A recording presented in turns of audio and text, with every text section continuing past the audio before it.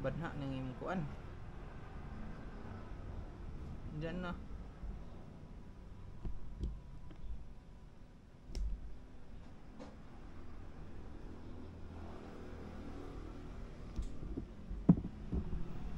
This is IQ.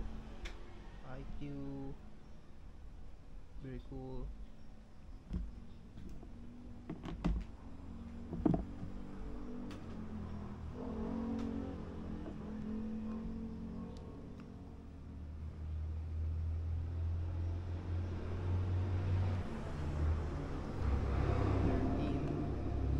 Snapdragon powered by Snapdragon Origin OS. Pamamagitan ng social media, so pwede pumasok ang tinatawag na cyber libel na yan. And therefore, hindi kami ang in-charge doon. Kapag ang sangkot naman ay kandidato, papasok ang jurisdiction ng COMELEC at pwede silang umakto at magpataw ng parusa tulad ng disqualification. Nilinaw ni Garcia, hindi nila saklaw kapag taga-suporta ng politiko ang gumawa.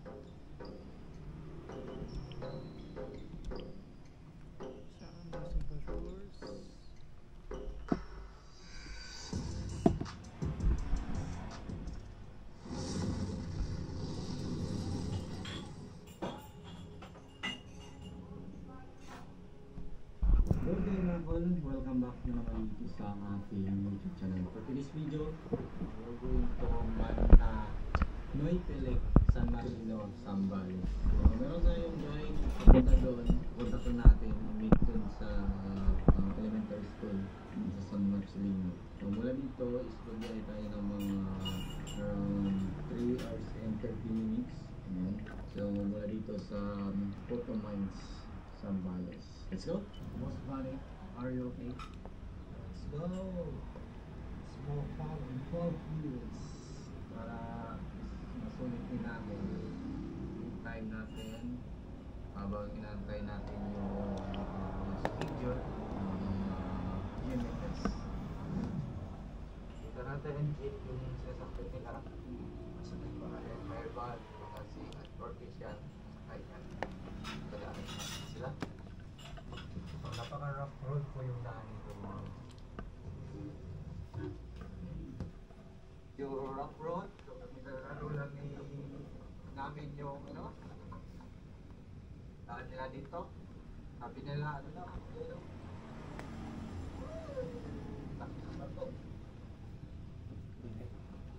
Ha? laro natin yung daan nila.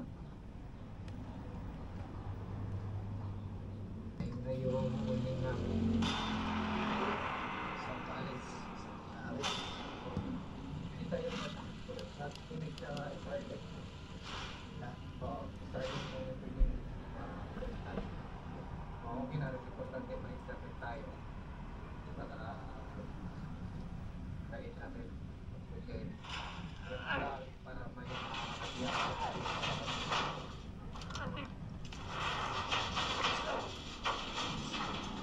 I'll get you out!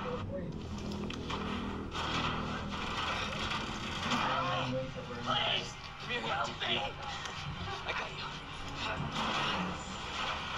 Give me your hand!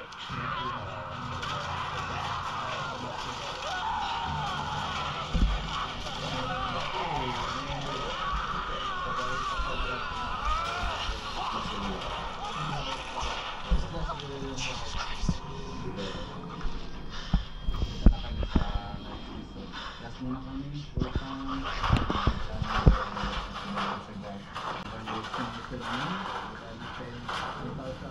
2,655.43 pesos yung pinas natin. Tayo ng San Marcelino.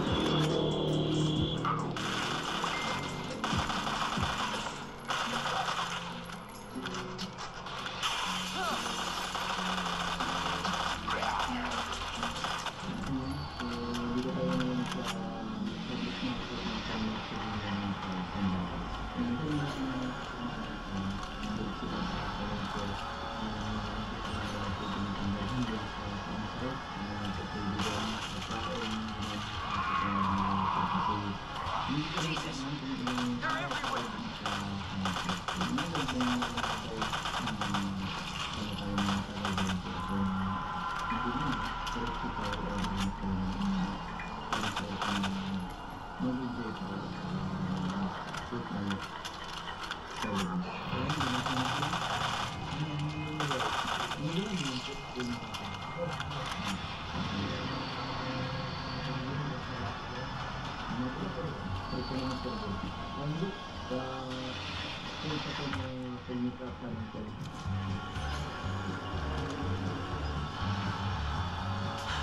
on.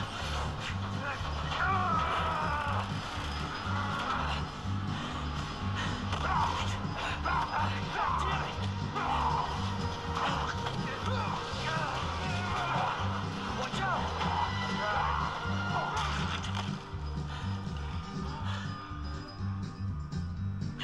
You're safe. For now. Thanks. Marvin Brown. Leon Kennedy. There was another off strike. I couldn't.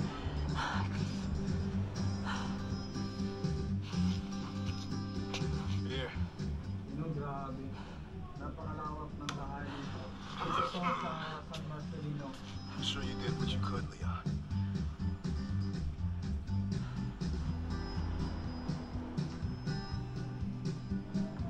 Does anyone know what started this? Not a clue. But honestly, all you need to know is that this place will eat you alive if you aren't careful. Yeah, well, I was supposed to start last week, and I got a call to stay away. I wish I'd come here sooner. You're here now, Leon. That's all that matters. Okay, Lieutenant? I'm ready. Hopefully you'll be able to find a way out of this station. That officer you met earlier, Ellie. He thought this secret passageway might do the trick. This is good news. We can get you to a hospital. No, I am not the right one. Lieutenant, I'm not just gonna leave you here. I'm giving you an order, rookie. You save yourself first. I'd come with you, but I just slow you down. Now, you'll need this. Can't take... Stop.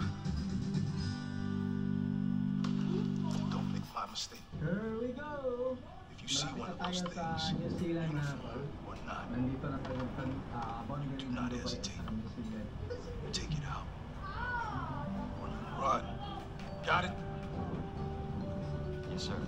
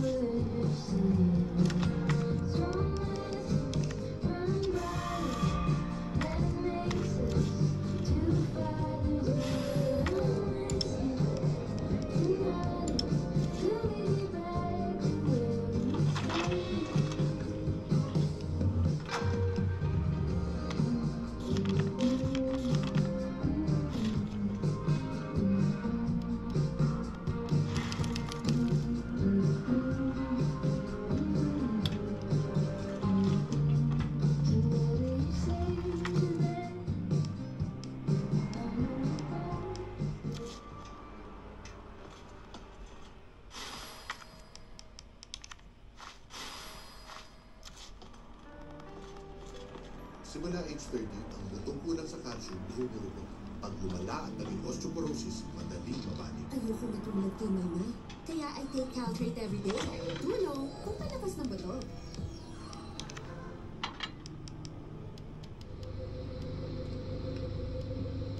Okay, good morning.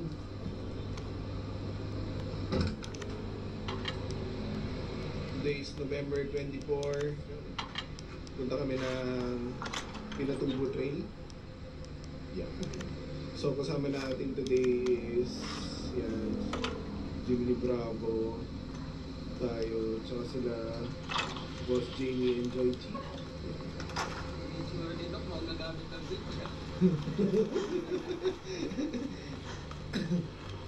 So kasama natin today is JB74.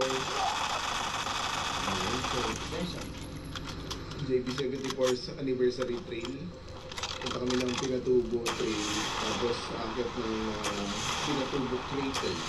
So may trekking na gaganap ng it's time check. Nandito tayo ngayon sa Bulacan. 3:34. So ang meet up ay punta muna ng San Fernando. Makipagkita sa grupo.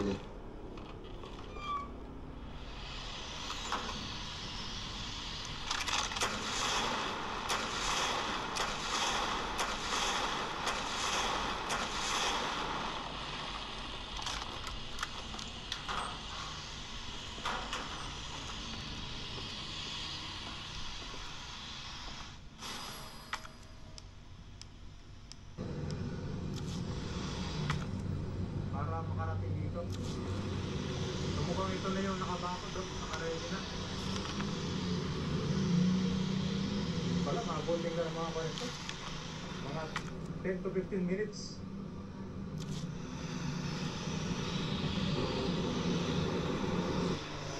Makakaroon na dito ng bagong footbridge. Simula ko sa Extra Pathway or Tiga Station, magkoconnect ito sa SM Mall. Kaya expect kayo na heavy traffic dito sa paparating na project.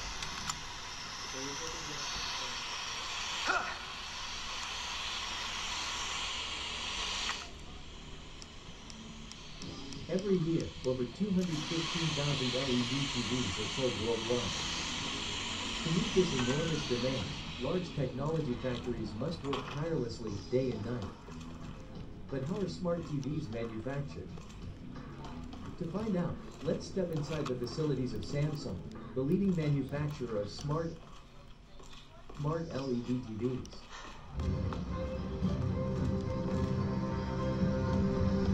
The evolution of LED smart TVs is a story of innovation that transformed home entertainment. From the old-school black and white TVs of the mid-20th century, we moved on to color TVs in the 1960s and then to flat-screen TVs in the 1990s, led by companies like Samsung. The big leap came in the 2000s with LED TVs, which, thanks to light-emitting diodes, offered thinner screens, vibrant colors, and lower energy consumption. But the real revolution was turning them into smart devices capable of connecting to the internet, downloading apps, and accessing platforms like Netflix or YouTube, turning the TV into the center of home entertainment. With 4K and 8K resolutions, ultra-thin designs, and advanced technology, these TVs offer sharp images, realistic colors, and connectivity with virtual assistants. They are much more than just... Sinampahan ng reklamo si dating Pangulong Rodrigo Duterte ng PNP-CIDG kaugnay ng pahayag nitong pagpatay sa 15 senador. Base sa reklamo sa Department of Justice, maituturing umano yang unlawful utterances at inciting to sedition. Pero giit ng dating tagapagsalita at abogado ni Duterte, biro lang ang pahayag ng dating Pangulo. Nakatutok si Mac Gonzales. Dahil sa pahayag nito, ang dating Pangulong Rodrigo Duterte habang kinakampanya ng Senator Doris Slade. Patay natin, nakapatay dahil talang mga 15 na senador. Pasok na tayo lahat. The only way to do it is to pasabuhin naman natin Naghahing kanina ng reklamo ang PNP-CIDG sa Department of Justice laban sa dating Pangulo para sa unlawful utterances and inciting to sedition. Alam niyo, bagong Pilipinas na eh. Hindi ko pwede yung ganung mga statements na pinamagahan, joke lang din na. Tugon ng dating tagapagsalita at legal counsel ng dating Pangulo, bibiro lang ito. Si Presidente Duterte ay nagbiro. Dati naman nila palabiro ng palabiro siya. Ano ba itong bansa natin? Hindi ka na pwede magbiro. Magbibiro lang, papaila ka na ng kaso. Ang tingin din ng kaalyado ni Duterte na si Senador Bato de la Rosa sa umuning banta sa institusyong kanyang kinabibilangan, isang araw biro. Hindi pa niyo kilala si Pangulong Duterte, no? Hanggang ngayon, ganun pa rin yung mga statement. Bibigyan niyo ng weight. Klaro naman yung biro. Kung talagang totoo niya by heart, gusto niya pumunta ng 15 na senator, o bakit niya i-announce? Klaro-klaro na nagpapatawa siya. Biro rin ang basa ni Senate President Pro Tempore Jinggoy Estrada sa sinabi ng dating Pangulo, kaya non-issue raw ito. Paniwala naman ni Senador Bong Revilla, bulaklak lang ito ng bibig at ganun daw talaga magsalita ang dating Pangulo. Sabi naman ni Senador Risa Hontiveros, ano daw? Ano pang magiging reaksyon ng mga tao na hirap na nga sa buhay, tapos ang sagot ng isa dyan ay dagdag na karahasan. Talagang ewan ko lang sa kanila. Ayon naman kay Senate Minority Leader Coco Pimentel, ang Department of Justice at NBI daw ang nakakaalam kung may naganap na krimen. Kung wala, tapusin na niya ang issue. Para sa GMA Integrated News, Mav Gonzalez, nakatutok, 24 oras. Nasawi sa gitna ng pagganap sa kanyang tungkulin ang isang barangay tanod sa Binondo, Maynila. Ang na-corner kasing suspect umano sa pagnanakaw ng e-bike ay sinaksak sa leeg ang tanod. Nakatutok si Marisol Abdurama.